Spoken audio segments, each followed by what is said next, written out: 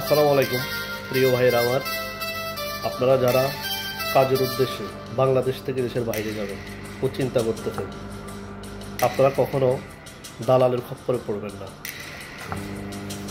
আপনারা অবশ্যই বৈদেশিক কর্মসংস্থান মন্ত্রণালয়ে ডেস্ক আছে, ওই ডেস্কে গিয়ে আলাপ আলোচনা করে ট্রেনিং করে তারপরে বিদেশে যাবেন।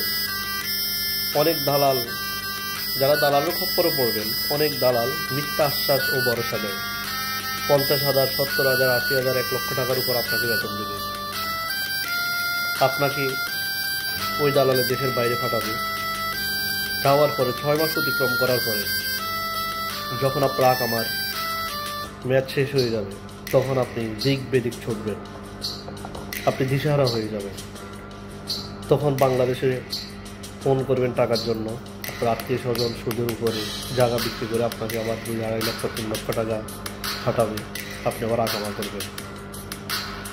আপনি বিদেশ যাওয়ার আগে সঠিকভাবে যাচাই বাছাই করবেন যে আকামার মেয়াদ কতদিন আছে, 2 বছর সঠিক আছে কিনা। যদি 2 বছর আকামার মেয়াদ থাকে, তাহলে আপনি 2 বছর কাজ করার পরে পরবর্তীতে আপনি আরও 2 বছর আকামা করতে পারবেন। মনে রাখবেন, দালালের খপ্পরে পড়বেন না। যেখানে দালাল পাবেন সেখানে প্রতিরোধ করবেন।